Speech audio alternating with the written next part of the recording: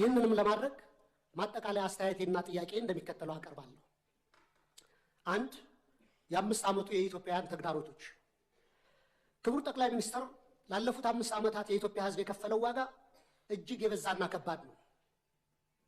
እርስዎ ስልጣን ላይ ሲቀመጡ የገቡት የሰላምና የብልጽግና ቃል ኪዳን ነበር። በተግባር ግን ያየነው ተገላቢጦሹን ነው። የሰሜን ኢትዮጵያ ጦርነት ያስከተለው አስከፊ ሰብአዊ ውድመትና ጠባሳ ሳይሽር ዛሬም በአማራ፣ በኦሮሚያ፣ በጋምቤላ፣ በቤንሻንጉል ጉሙዝና በሌሎችም አካባቢዎች የሚታዩት ቀጣይነት ያላቸው ግጭቶችና ጦርነቶች፣ ብሔርና ሃይማኖት ተኮር ጥቃቶች፣ እገታዎችና አለመረጋጋቶች የዜጎችን የመኖር መብት ነፍገዋል። በቅርቡም ከትግራይና ከኤርትራ ኃይሎች ጋር የሌላ ጦርነት ስጋት አሳሳቢ ደረጃ ላይ ደርሷል። በፖለቲካው መስክም የፖለቲካ ምህዳሩ መጥበብ፣ የሀገራዊ ተቃርኖች መስፋት ወይም ፖለቲካል ፖላራይዜሽን፣ የነጻ ሲቪል ማህበራት መኮስመን፣ በጋዜጠኞችና በሚዲያዎች ላይ እገዳዎችና እክሎች ዜጎች አማራጭ ድምፅ እንዳሰሙ አፍነዋቸዋል። በርካታ የፖለቲካ እስረኞችም ህገ መንግስታዊ የፍትህ ዋስትና ተነፍገው ይገኛሉ። ይህ አጠቃላይ የሰላም የጸጥታና የፖለቲካ ውድቀት የፓርቲው የተሳሳተ ፖለቲካዊ ፍልስፍናና ብሔራዊ አንድነትን በተግባር ማምጣት ያቃተው የመደመር ትረካ መዋቅራዊ ስብራት ውጤት ነው። ሁለት ስልታዊና መዋቅራዊ ስህተቶች። መንግስት የችግሮቹን ስራ መሰረት ትቶ ምልክቶችን ብቻ የመቀጥቀጥና በቁጥር ጨዋታ ህዝብን የማደናገር አካሄድ እየተከተለ ነው። በተላከልን የመንግስት አፈጻጸም ሪፖርት ላይ የሀገሪቱ ኢኮኖሚ በ2018 በጀት ዓመት 10.2 እንደሚያድግ፣ የግብር ገቢ 1.5 ትሪሊዮን ብር መድረሱን፣ የሸቀጦች ወጪ ንግድ 11 ቢሊዮን ዶላር ማስገኘቱንና የውጭ ሐዋላ ፍሰት 7.7 ቢሊዮን ዶላር መድረሱ ተገልጿል። ነገር ግን እነዚህ የቁጥር ስኬቶች የዜጎችን የኑሮ እውነታ ፍጹም አይወክሉም። እንዲያውም መሬት ላይ ካለው እውነታ ጋር በጽኑ ይጋጫሉ። ምክንያቱም አንደኛ የኑሮ ውድነትና የዋጋ ግሽበት ከገቢያችን ጋር አልተመጣጠነም። ሪፖርቱ እስከ ግንቦት 2018 ዓ.ም አጠቃላይ የዋጋ ግሽበት 13.4፣ የምግብ የዋጋ ግሽበት ደግሞ 15% ደርሷል ይላል። ይህን ግሽበት ለመደጎም መንግስት 379 ቢሊዮን ብር ማውጣቱ ቢገለጽም በተግባር ግን ባለፉት ዓመታት የተተገበረው የማክሮ ኢኮኖሚ ማሻሻያ ዝቅተኛውን የማህበረሰብ ክፍል ለከፋ ድህነት በዳረገበት ሁኔታ ላይ እንገኛለን። ማሻሻያውን ተከትሎ የመጣው ሰማይ የነካ የዋጋ ግሽበት በሚሊዮኖች የሚቆጠሩ ዜጎችን የመግዛት አቅም ሙሉ በሙሉ አሳጥቷል። ይህንንም ተከትሎ ቋሚ ደሞዝ የሚከፈላቸው የመንግስትና የግል ድርጅቶች ሰራተኞች፣ ዝቅተኛ ገቢ ያላቸው የከተማ ነዋሪዎች፣ አነስተኛ ነጋዴዎች፣ አነስተኛ ይዞታ ያላቸው አርሶ አደሮችና አርብቶ አደሮች ወገኖቻችን በስውር ረሃብ ውስጥ ወድቀዋል። የቤት ኪራይ ከአብዛኛው ዜጎቻችን ወርሃዊ ገቢ በላይ ሆኗል። በአሁኑ ወቅት በሀገራችን መካከለኛ የሚባል የህብረተሰብ መደብ ጠፍቶ ጥቂት እጅግ የበለጸጉና አብዛኛው በድህነት የሚማቀቅ ሁለት መደቦች ሆነዋል። ሌላው የተደበቀ የሀገር ውስጥ ዕዳ መኖሩ። በሪፖርቱ መረጃ መንግስት በበጀት ዓመቱ 1.13 ትሪሊዮን ብር ብድር መልቀቁንና 91% የሚሆነውም ለግሉ ዘርፍ የተሰጠ ነው ይላል። ክቡራን የብሔራዊ ባንክ ገዥና የፋይናንስ ሚኒስትርን በተደጋጋሚ ላለፉት ዓመታት መንግስት አንድም ሳንቲም የንግድ ብድር ኮመርሻል ሎን አልተበደረም እያሉ ይናገራሉ። ይህ የውጭ ንግድ ብድር ብቻ ነጥሎ በማየት እውነታውን የማደብዘዝ አካሄድ ነው።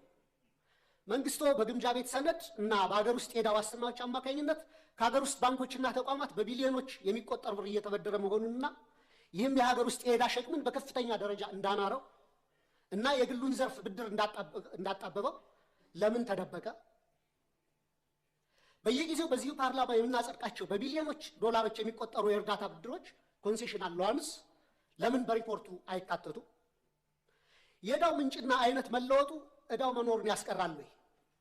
ሪፖርቱ አሁንም ድረስ ከግል ዩሮ ቦንድ ባለቤቶች ጋር ያለው ድርድር ስላልተቋጨ ሀገሪቱ በከፍተኛ የዕዳ ቀውስ ውስጥ ያለች ወይም ዴት ዲስትረስ መሆኗንም ይሸሽጋል። በእርግጥ ይህን ጥያቄ ካስገባሁት በኋላ አዲስ ዴቨሎፕመንት እንዳለ በሚዲያዎች ተገልጿል።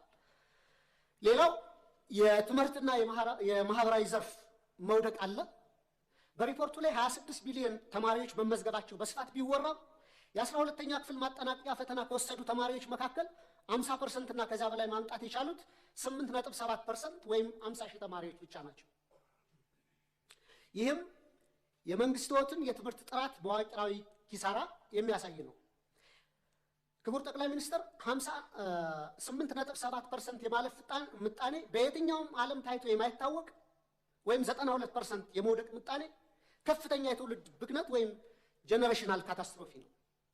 እኔ የህይወቴን ግማሽ ጊዜ በማስተማር ነው ያሳለፉት በተለያዩ ደረጃዎች እና ኮመን የሚባል አባባል አለ። መምህሩ ፈተና አውጥቶ ተማሪዎችን ማሳለፍ ካልቻለና ከወደቁ የወደቀው መምህሩ ነው የሚል ኮመን አባባል አለ በእኛ በአስተማሪዎች ዘንድና ይህን ያክል 92% የመውደቅ ምጣኔ ካለ እኔ ወድቋል ብዬ ማስበው ትምህርት ሚኒስቴር ነው።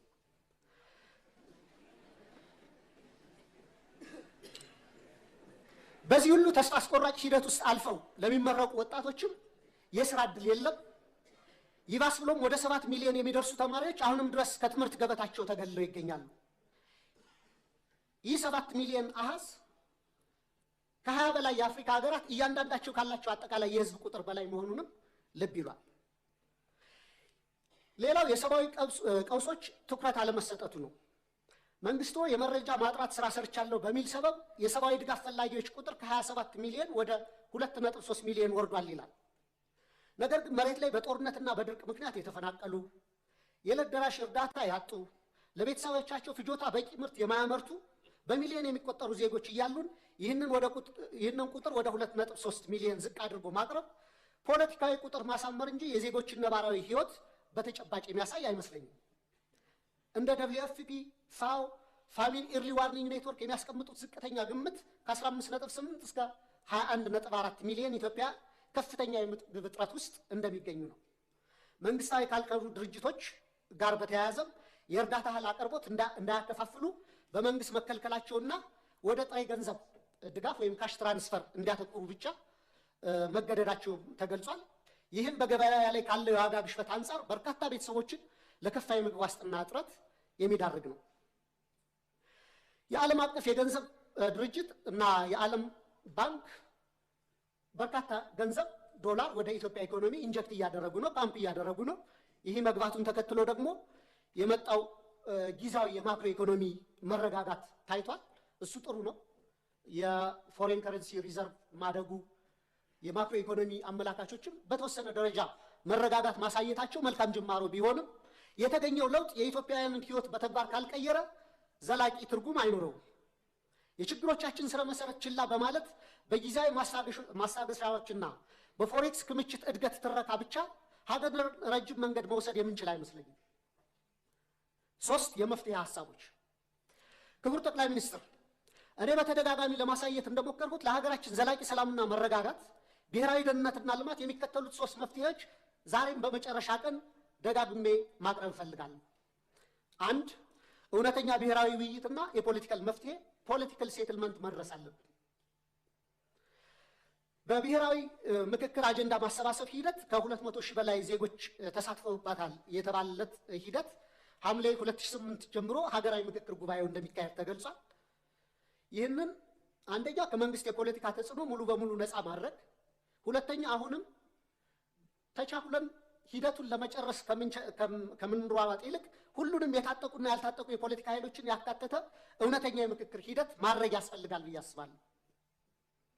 ሀገራችን እግር ከወርች አስረው የያዟትን የፖለቲካ ቅራኔዎች በዘላቂነት ለመፍታት ወደ ነፃና ፍትሃዊ የሽግግር ሂደት ትራንዚሽናል ጀስቲስ ሂደት ማምራትና ሁሉን አቀፍ ሀገራዊ እርቅ ማውረድ ብቸኛው መውጫ መንገዳችን ነው። የታጠቁ ኃይሎች ውጊያ በቀጠሉበት ሁኔታ የሚካሄድ የምክክር ሂደቱ በተጠናቀቀ ማግስት የእርስ በርስ ጦርነቱ ከቀጠለ የምክክር ሂደቱ ከፍተኛ የገንዘብና ጊዜ ባከነበት ትርጉም የለሽ ሂደት ሆኖ እንደ ማንነትና ወሰን እንዲሁም እንደ ብሔራዊ እርቀ ሰላም ኮሚሽኖች ያለ ውጤት ይበተናል። 2 ሁሉን አሳታፊ ህገ መንግስታዊ ማሻሻያና እውነተኛ ፌዴራላዊ ስርዓት ማቆም ያስፈልጋል። ሁሉም ዜጎች እኔ ነው የሚሉት ህገ መንግስት እንዲኖረን የህገ መንግስት ማሻሻያ ማድረግ፣ ውሳኔዎችን ከአንድ ማዕከል በኃይል ከመጫን በመውጣት የክልሎችን የራስን ዕድል በራስ የማስተዳደር መብት ሙሉ በሙሉ የሚያከብር ነገር ግን ሀገራችንን ከብሔር መከፋፈል ወይም ባልካናይዜሽን የሚያወጣና ሀገራዊ እድገትን የሚያሰፍን ሚዛናዊ የስልጣን ክፍፍል መፍጠር፣ የሀብት ክፍፍሉንና ፊዚካል ፌዴራሊዝሙን የፈጠሩት የሀብትና የልማት ኢፍትሐዊነትንም ማረም ያስፈልጋል። የሀገር ውስጥ የምርት መነቃቃትና ማህበራዊ ዋስትናንም ማጠናከር ይገባናል። ትኩረቱን በኮሪደር ልማት፣ በሎጆችና ሪዞርቶች ግንባታና በወንዝ ዳር በፓርኮች ግንባታ ላይ ያደረገውን አካሄድ ገታ በማድረግ ለሀገር ውስጥ መሰረታዊ አምራች ኢንዱስትሪዎች ክሪቲካል የሚባሉ ኢኮኖሚያችንን በደንብ ሊያነሱ የሚችሉ ብረት ማውጣትና ማቅለጥ፣ ሜታለርጂ፣ የማሽነሪ ኢንጂነሪንግ፣ የነዳጅ ማጣሪያ አስታውሳለሁ። የነዳጅና ማዳበሪያ ማጣሪያ ፕሮጀክቶች ከመጀመራቸው ከ6 ወር በፊት ክቡር ፋይናንስ ሚኒስትሩን ለምን እነዚህን ፕሮጀክቶች አናስብም እያልኩ እየጠየቁ ነበር እና እኔ በጀቱ በጣም ከባድ ነው፣ በእኛ አቅም አንችልም እየተባለ ነበርና አሁን የናቹራል ጋዝ ማውጣት ፕሮሰስ መጀመሩ በሱ ደስተኛ ነኝ። ግን ጎረቤት ሀገሮቻችን አሁንም ነዳጅ ያመርታሉ። ከነዚህ ሀገሮች ገዝተን አጣርተን ባይ ፕሮዳክቱንም የመጠቀም የሀገራችንን የነዳጅ ፍጆታ ከመሸፈን አልፈን ለጎረቤት ሀገሮች መላክ ስለምንችል በደርግ ጊዜ ተደርጎ ስለነበር አሁንም የነዳጅ ማጣሪያ እንዲታሰብበት፣ የማዳበሪያ ፋብሪካም ጠይቄ ነበር። የዩሪያው መጀመሩ በጎ ነው። የዳፕ ማዳበሪያ ፋብሪካ ማሰብ መጀመር አለብን። የፋርማሲውቲካል ኮምፕሌክስ፣ ምግብ፣ ዘይት፣ ቴክስታይል ወዘተ እነዚህ ፋብሪካዎች ላይ መስራት ያስፈልገናል።